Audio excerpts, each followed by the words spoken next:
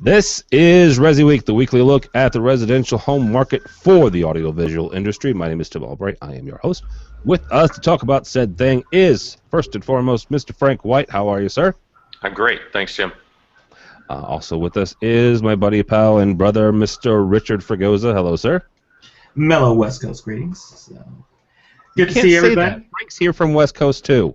Oh, okay. Well, mellow Northern California. There we go. Oh, there you go. There's a slight difference. There is a slight yes between L.A. and San Francisco. I absolutely agree with that. And last but not least, give him a warm welcome. Not only is he new to this program and this network, he also has a brand new job. His name is John Clancy, Vice President of Residential Systems for Crestron Electronics. Hello, sir. Hey, Tim. How you doing? Doing well, sir. Doing well. Congratulations on the new gig. Oh, thank you. Thank you. You've been there 3 days? 4 days? Feels like that in some ways, but 3 years in other ways. But officially 3 weeks and 1 day now. There we are. Break you in really well.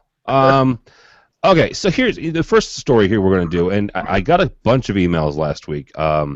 One from actually our AV Nation's webmaster, Mr. Bradford Ben, who said, you have to do this story, you have to do this story. So, okay, I'm doing this story.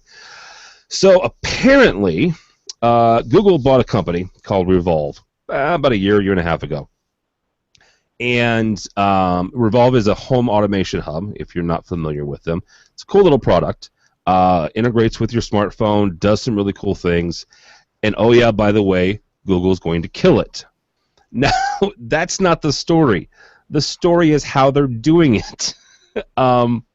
So they're reaching into your Revolv and they're going to kill it by May 15th.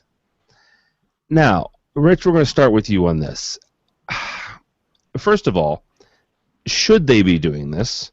And secondly, what does this do to the IoT movement that, yes, Google can come along, or Microsoft, or whoever, whatever big company can come along and buy your really cool product that you think is so neat and nifty, and then, you know, they'll buy them for $1 billion and decide that it doesn't fit in their market or fit in their ecosystem, and then kill the thing that you've lived with for so long?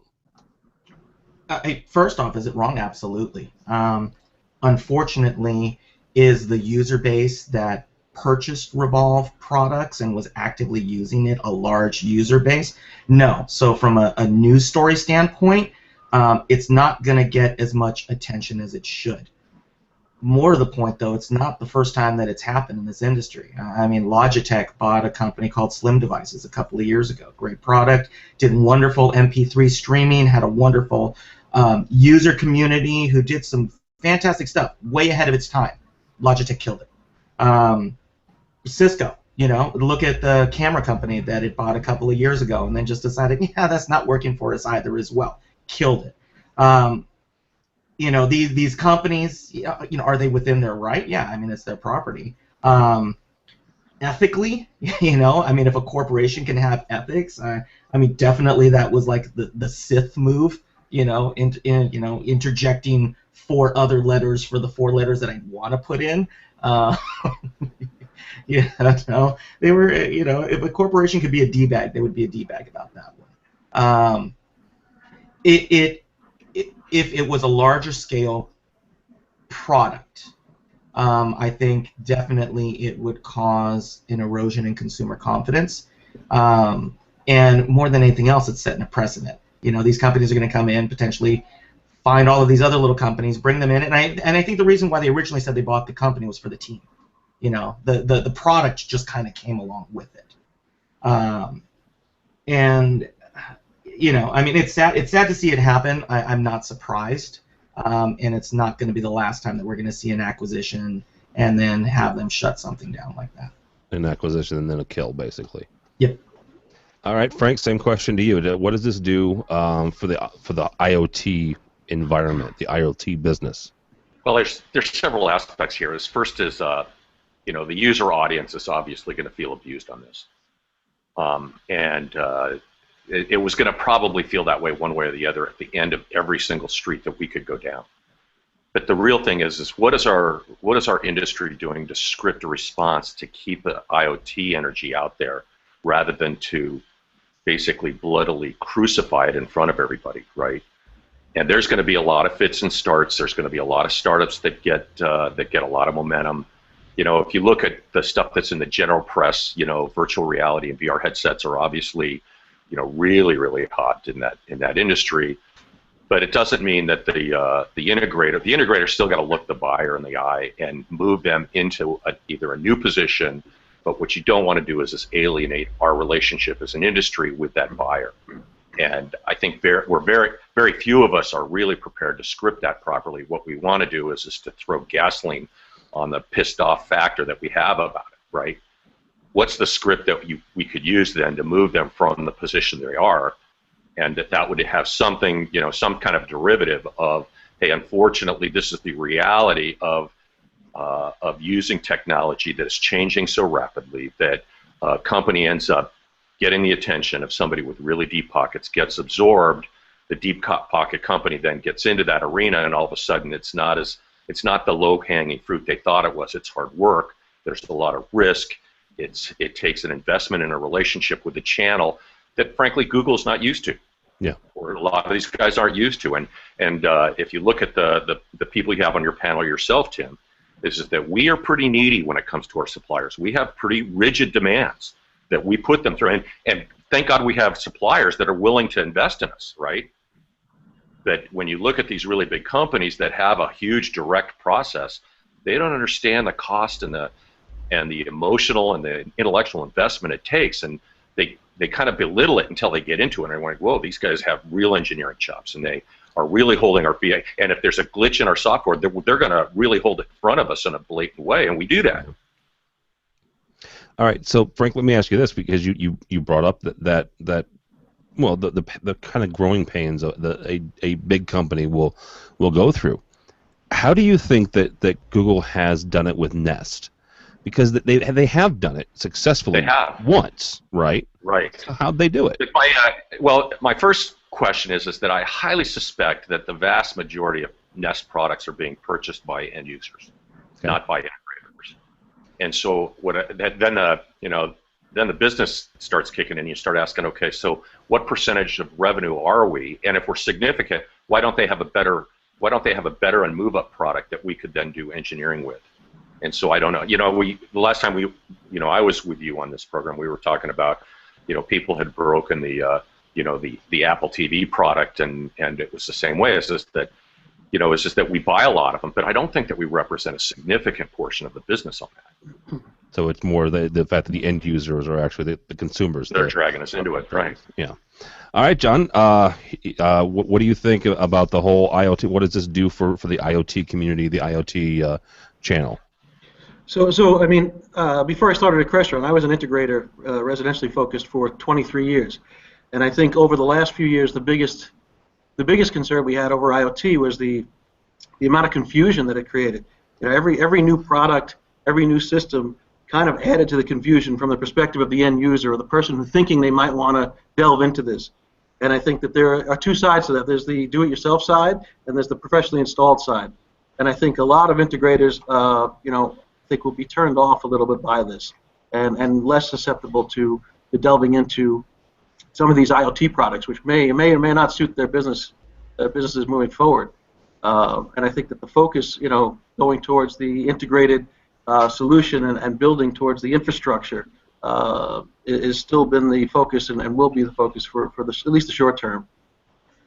All right, very good. All right, the next story we have up is all about voice control, and actually, this is a article and a topic that came up a couple of weeks ago on ResiWeek. This is by our friend Heather Sidorowitz on residential systems.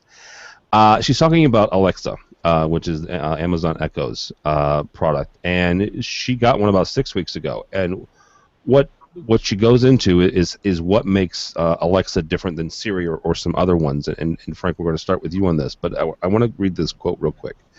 What makes Alexa different than Siri, quote unquote, and other voice control is that she is always there waiting, and she isn't hiding in my pocket or my purse. is this what we need for voice control to get into the home? Is this what we need for voice control to possibly take over, or do we think that voice control will probably never fully take over in home automation and home control, and it'll just be one of those add-ons that we kind of get to wow our clients and wow the folks who want the next best greatest thing? It's a great question, and I did read that whole article by Heather. I was pretty impressed actually with it. I view this as kind of a second or third generation product that's going to have a whole bunch of fits and starts in the arena, and I think that it's a credible third gen kind of a process. When Siri first came out, I was immensely intrigued by it, and I use it all the time now. But I look at my kids, and they don't do voice to text very much, where I do it all the time. Yeah. And I think that because they've mastered the art of texting very, very quickly, and they can see it better than I can. I mean, I'm 60 plus years old, and I deal with that. But I think it's a credible next step. I think that improperly managed, it could be extremely invasive. I'm really worried about what the back-end data management and the data capture is going to be on it. But all of that, I'm sure, is going to be worked out. It's just that how much of your voice conversations does it catch? And I guess the real question on the back end of it is for integrators, how much could they catch? And the fact is they could catch it all. So what does that mean on? So that's one facet on the dark side of it. The other one is the ability to articulate to text and then to process data based on weird accents and lazy drawling tongues in different parts of the country, and then being able to stimulate that into action is immensely intriguing, and it has the ability to really move that forward and to be able to do much more sophisticated things. And if you look in the retail and on the B2B side, California just passed this legislation where it's going to go to, there's going to be a minimum wage of $15, and now that's mandated, right? Well, that's going to open up an enormous amount of business for automation companies then to go and to take what was mundane processes and labor before and to be able to move that into an automated position. And so I think we're just really, really cracking the first couple of pages of the first chapter of what's going to be a really interesting ride here. You made a very good point, and one that I hadn't thought of, and that is not just the data collection, because it's Amazon, and Amazon, to be honest, they have a lot. They probably have got huge capacity. Oh my gosh, yeah. And every city's got petabytes of capacity, right? Yeah, it's huge. Yeah, but the always on part, I'm not saying evil. Amazon, I don't know Amazon's evil. Well, for everything that's captured, there could be some evil in it. Absolutely. Right? There certainly could be. And so look at it. Just because you have a closed door and you trust everybody in your neighborhood, you still probably lock the back door when you leave. Yeah. Right. Absolutely. I can also see a legislation coming out where anybody that has top level clearance, top secret clearance, can't have a voice control device. Right. If the Congress people ever figure out that there's a thing called internet and all this jazz, so they won't though. They might pick that up. Yeah. In the next 20 years. Yeah. Yeah. 20 years they'll pass legislation, making outlawing, I don't know, the first gen iPod. Mr. Clancy, from your standpoint, are we headed towards voice control for the entire home? I believe it's definitely on its way. I mean, again, before I joined Crestron, I was an integrator, and we did dabble with it to some respect. We had, in fact, Crestron's remote control, the TSR 302, has some voice capabilities that we did play with. It's not an always-on solution; it requires a button press, so it kind of it wasn't really as intuitive, and we weren't really thrilled, so we didn't push it that hard. But I do believe integration to a device like Echo, outside of the security and privacy issues, can and will open doors to integration in the home that I think will be widely embraced by the end user, both for a convenience perspective as well as just the ease of use. The kitchen scenario is a perfect example. In the article, she talks about the adding to lists when things run out. I have an Echo at home, and that's probably the most common reason we use it for, just to generate lists. Now, again, the security and privacy issues are potentially big concerns. All right, Uncle Richie. From your standpoint, getting around and not having to deal with touch panels and the interface changes at the 11th hour, is that something where we're headed? Or are we always going to have a touch panel? So a couple of weeks ago when I was on this, I wasn't really sure about the Echo and the movement, and I am tentatively prepared to reverse my stance on that. Okay. And the reason being is, I mean, Heather's article was spot on, and really what it drew more to the fact for me was I've got a 5-year-old son, and not only do I have a 5-year-old son, but I do know people who have disabilities. I do know people who have limited motion. I do know people who aren't necessarily able to interact in the point and click or reach over to a touch panel and use an option. Now, prior to what Amazon is doing, and I think what's starting to change my mind is the speed that Amazon is starting to push Echo out.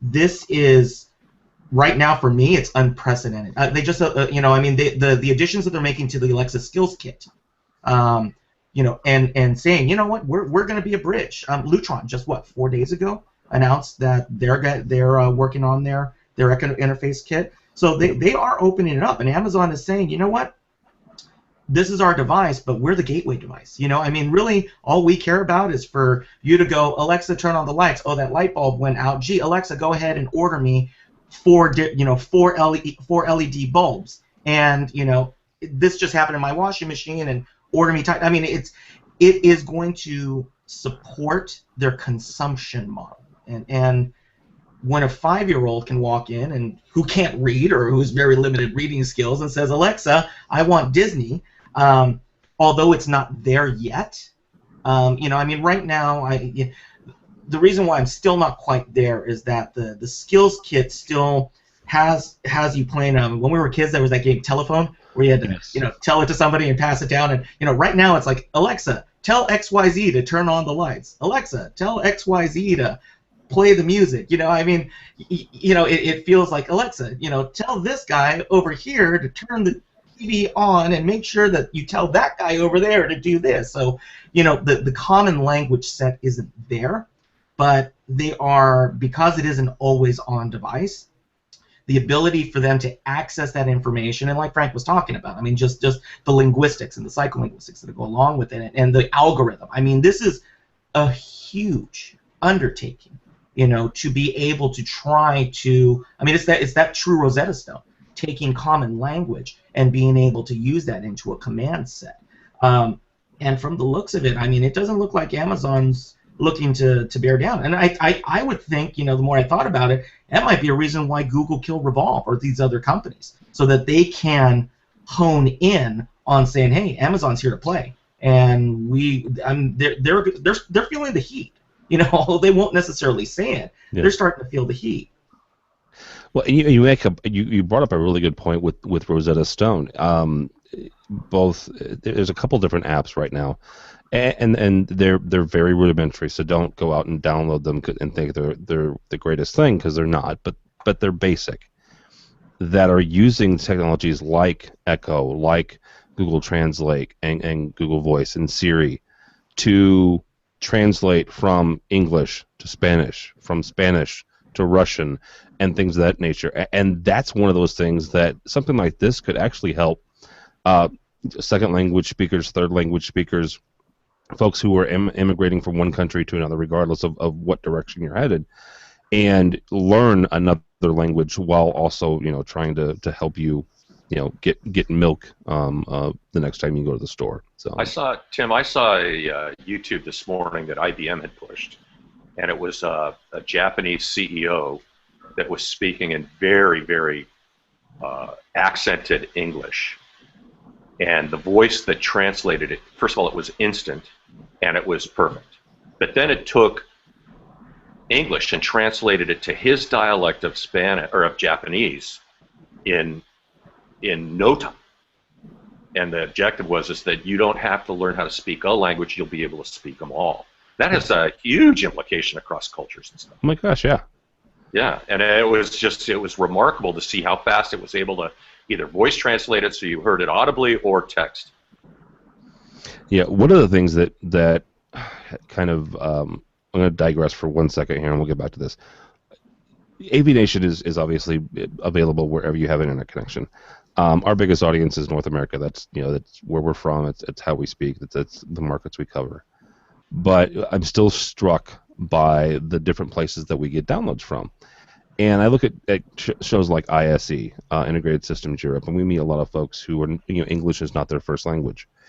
And we've reached out and talked with a number of folks about doing non-English versions of this program of AV Week and some of our others, and sometimes they've always stalled out at that whole translation between talking with a native speaker of Chinese, let's say, and me, because I don't speak Chinese. So that's stuff like this is very exciting from and you've got the Mandarin and the Cantonese and the several dialects. Oh my gosh, yeah.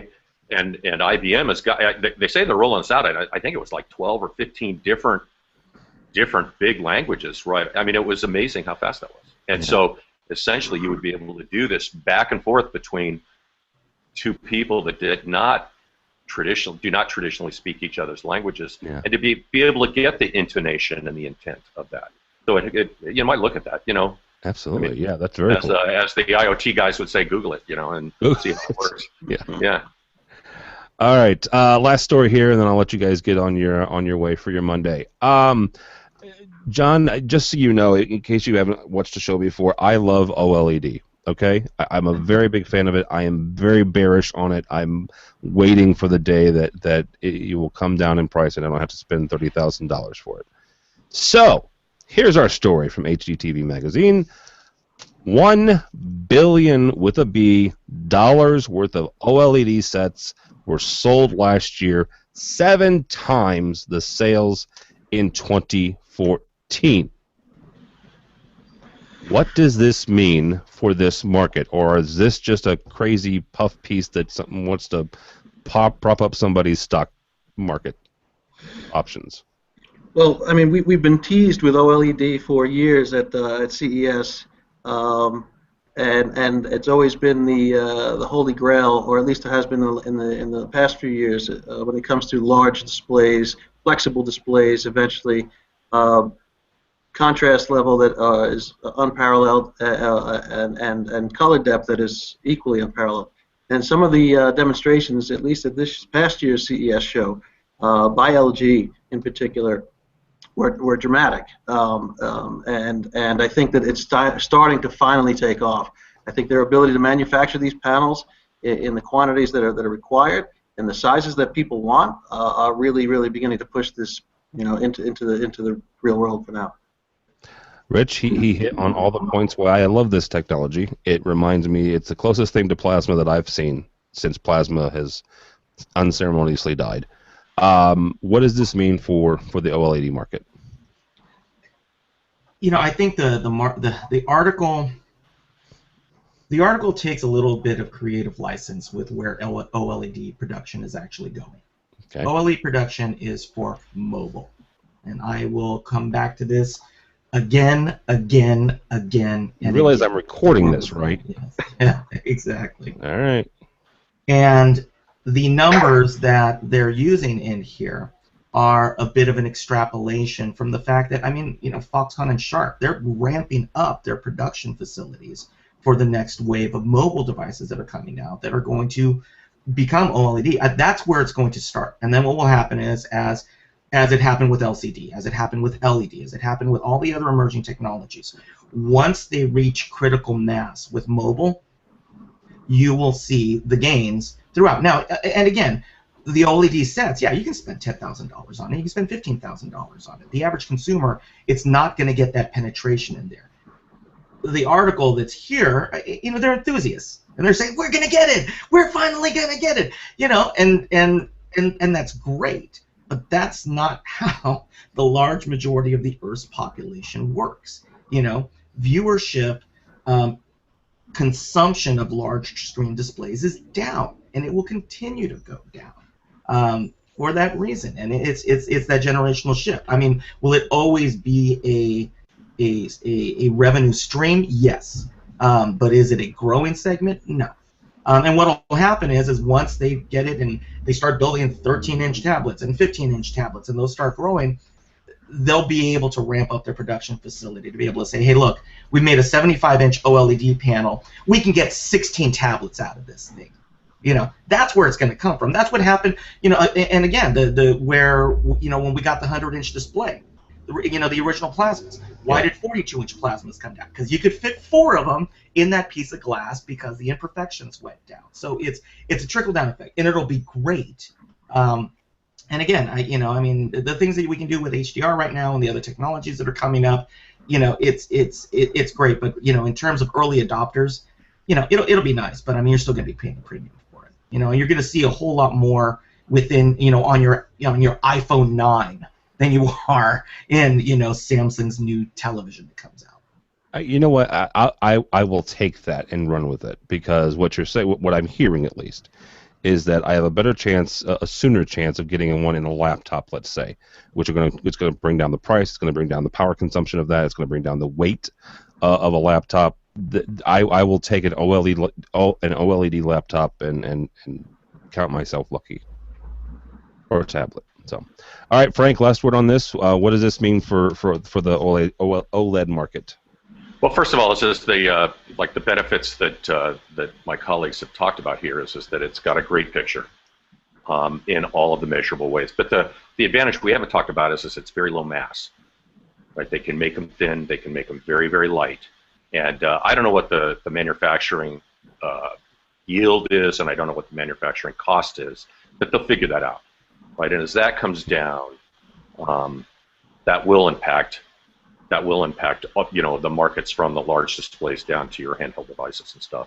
I'm really excited about the low mass because that gives you the ability to wrap it into different form factors that we as an industry haven't had before, and then that could play into the rest of the stuff that we talked about today, is having it potentially in just really unrelated products, and to be able to really complement kind of a technology upgrade in life, right? So that's good.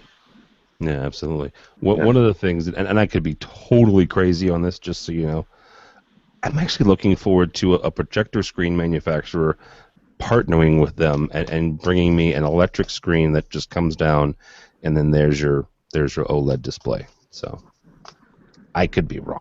Well, even just digital signage. Digital signage is total, yeah. And there are some folks that are already doing OLED with digital signage. London's version of Times Square itself. There's a lot of folks who are already doing it, but in the home or in the education space, I'm still kind of looking for it. So, all right, gentlemen, thank you so much, Mr. Frank White. Thank you, sir. Thank you. How do people find you, get a hold of you, stalk you if they want? Yeah, you can find me at frank@staytunedin.com. All right. Simple enough. John, thank you so much, sir. Oh, my pleasure. My pleasure. How do people find you or Crestron? Crestron.com and Jay Clancy at Crestron.com. Jay Clancy, there, right? Mr. Fregosa, thank you, bub. Oh, always happy to hear you here, brother. Let's see. Oh man, I didn't put my lower third up. Oh wow. Down, dadgummit. Okay, well I will have to translate for those not viewing. You can find me on the Twitters at @rfregosa. Also find me at Fregosa Design, ePro, Electronic House, ... Sometimes type in my name and cool picture. Yep, absolutely. All right, my name is Tim Albright. Don't follow me, but go by the website. Lots of really cool people have spent an awful lot of hard work on it. So avnation.tv. avnation.tv, you will find this program and a host of others. I may or may not have mentioned we have a commercial version of this show called AV Week. We do that one on Fridays. We also have a number of other shows. We have a new education-focused show coming out called EdTech. That the new one posts for that this week. Also, a new State of Control, which is our control automation show, typically with Mr. Fregosa as well, and a new AV Social coming out. Also, this week we're headed to Crestron Masters. Actually, very well. maybe we'll see John over there. So we'll be doing a show, our state of control from there. So, but yeah, aviation.tv, aviation.tv. Thanks so much for listening. Thanks so much for watching. This has been ResiWeek.